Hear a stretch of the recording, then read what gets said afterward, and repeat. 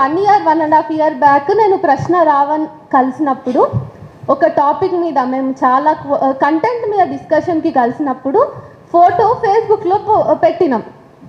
దాన్ని పట్టుకొని శివాజీ గల్లా అనేటోడు కలుసుకున్నారు అని లవ్ సింబల్ పెట్టి కలుసుకున్నారు అని కోడ్ చేసి వేసుకున్నారు ఇది పక్కకైతే ఆ కామెంట్ సెక్షన్ అంతా బూతులు. నేను ఒక ప్రొఫెషనలిస్ట్ దగ్గర అంటే రీసెర్చ్ చేస్తున్నాను చెప్పిన కదా, నా మీద ట్రోల్స్నే కాదు, నేను ఇక్కడ కూర్చున్న వాళ్ళలో చాలామంది మీద జరుగుతున్న ట్రోల్స్ని కూడా నేను నా రీసెర్చ్లో భాగంగా చేసుకున్నా.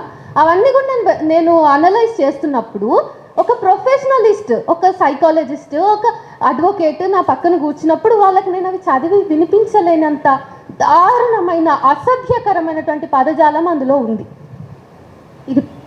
ఇది గుర్తుపెట్టుకోండి.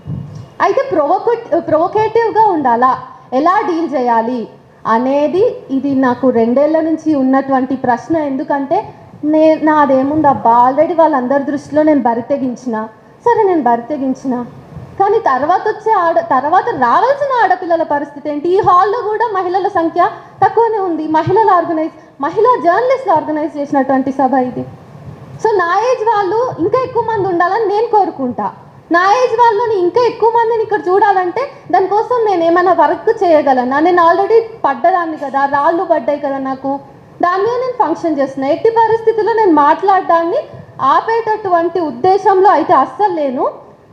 అయితే యుద్ధం వాళ్ళు చేస్తున్నారు, మనము చేస్తున్నాము. మన ఆయుధాలు వేరు, మన ఆయుధాలు నిజాలు. మన ఆయుధాల వెనుక చాలా చాలా వ్యవస్థాగతమైన తప్పులు ఉన్నాయి, వాటిని మనం ఎత్తి చూపిస్తున్నాం.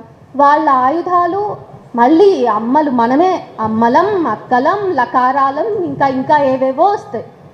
యుద్ధం ఒకటే అయినా మన ఆయుధాలు వేరు. అయితే నేను రీసెంట్గా పరకాల ప్రభాకర్ గారి ఒక మీటింగ్ అటెండ్ అయినా. అది క్లోజ్డ్ మీటింగ్, సెలెక్టెడ్ మెంబర్స్ ఉన్నారు. SIR మీద జరిగిన మీటింగ్ అది.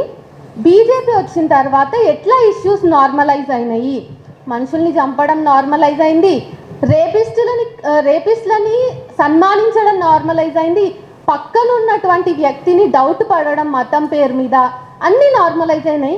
అట్లనే ట్రోలింగ్ కూడా నార్మలైజ్ అయింది. అది కావద్దు అనేది నా బాధ.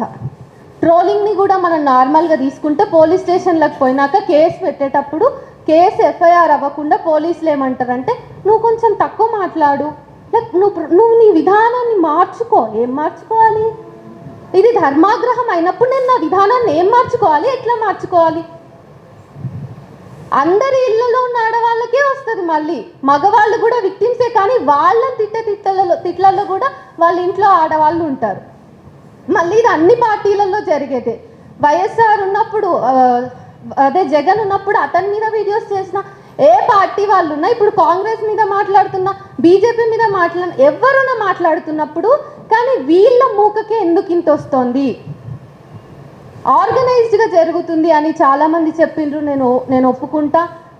కానీ ప్రొవోకేటివ్గానే రెస్పాండ్ అవ్వడం, ట్రోల్ సమాధానం కాదు అని నేను అనుకుంటున్నా. ఎందుకంటే వాళ్ళతో వ్యవస్థ ఉంది. వాళ్ళు పెడితే కేసు తొందరగా FIR అవుతుంది. వాళ్ళు పోలీస్ స్టేషన్కి తిరగకుండానే FIRలు అవుతాయి. మనలాంటి వాళ్ళము ఒక 3 రోజులు పోలీస్ స్టేషన్కి వెళ్తాం.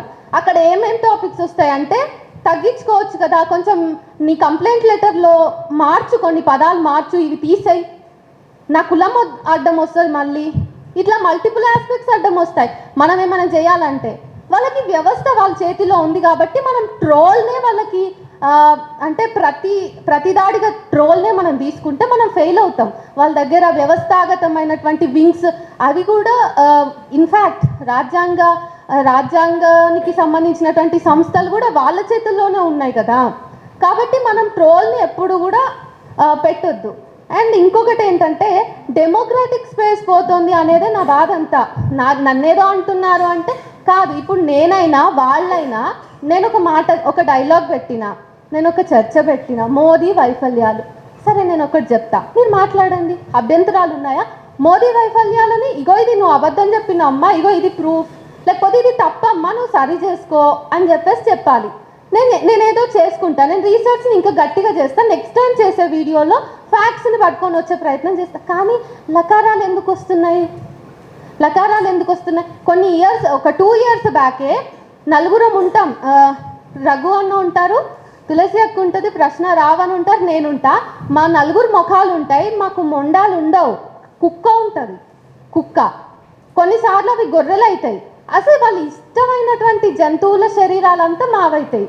కానీ మీరు చూడండి, గొర్రె శరీరాన్ని మాకు ఆపాదించిన, కుక్క శరీరాన్ని మాకు ఆపాదించిన, మా బ్రెయిన్ మాత్రమే మీ ఇష్యూ. మా బ్రెయిన్స్ మీ ఇష్యూ, కానీ మా బ్రెయిన్స్ అసలు చచ్చిపోవు కదా. సో ఎప్పుడు విప్లవశ్రీ ఒక్కతే ఉండదు స్టేజ్ మీద, ఇంకా చాలామంది రావాలి.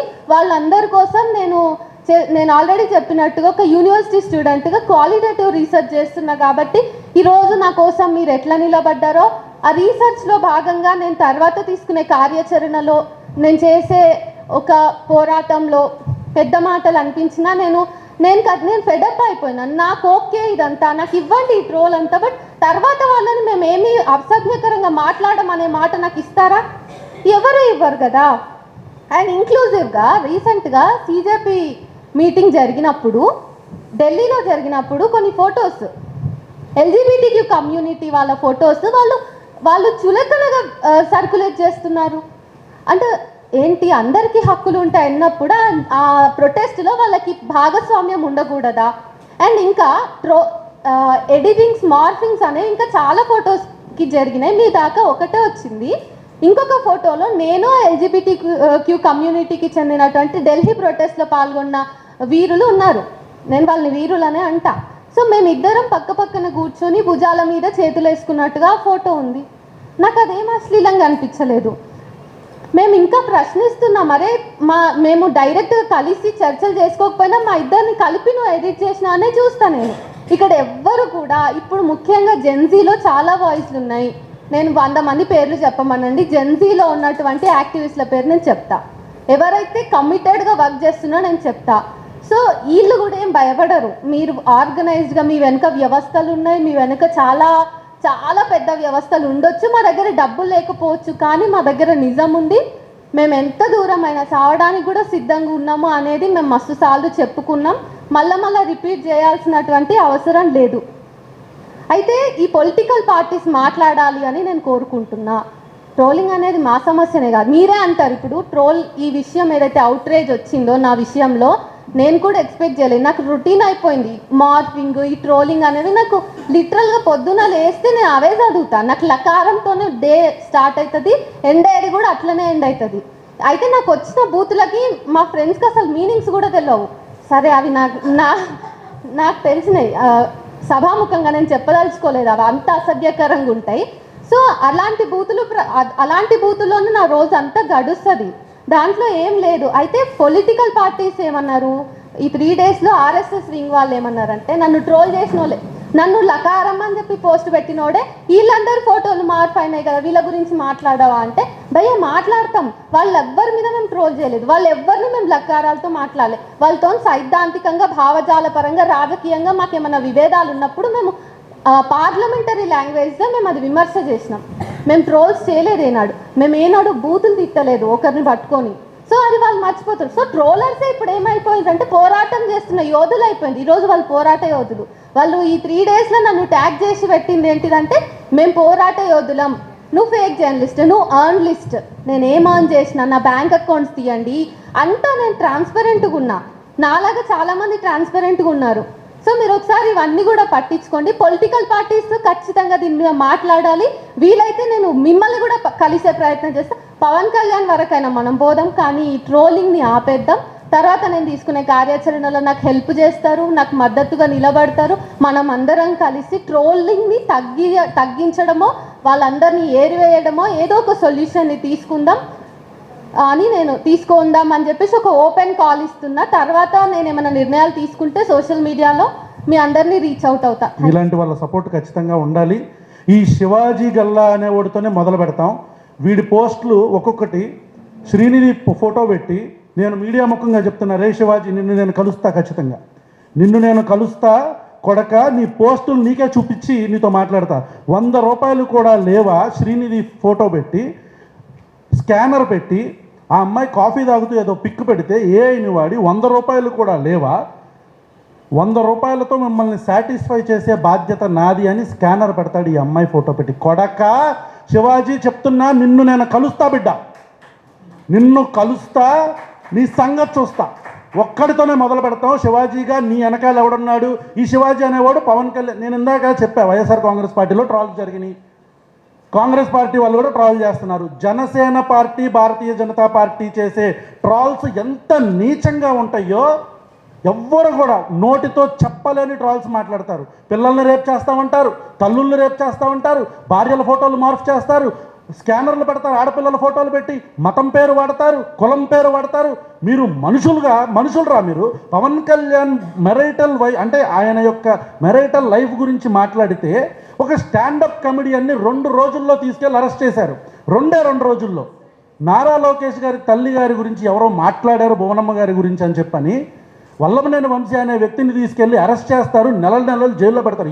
మీ ఇంట్లో ఆడాళ్ళు మాత్రమే గోల్డెన్ ముద్దల, బంగారపు ముద్దల? మా ఇంట్లో ఆడాళ్ళు, ఈ ఆడాళ్ళందరూ కూడా మట్టి ముద్దలా? అంటే మీ ఇంట్లో ఆడాళ్ళకు మాత్రమే పరువు గౌరవం ఉంటాయా? అంటే న్యాయం మీకొకటి, సామాన్య ప్రజలకు ఒకట? Pawan Kalyan garu, you should take responsible for this bullshit happening on your name. మీ పేరు మీద, మీ పార్టీ పేరు మీద జరుగుతున్న ఈ ఆన్లైన్ హెరాస్మెంట్కి మీరు బాధ్యత తీసుకోవాలి. ఆడు మీ పార్టీ వ్యక్తి అని చెప్తున్నాడు, కాదంటే ఖండించండి, లేదంటే మేము యాక్షన్ తీసుకుంటాం. అరే గల్లా, శివాజీ గల్లా, కలుద్దాం.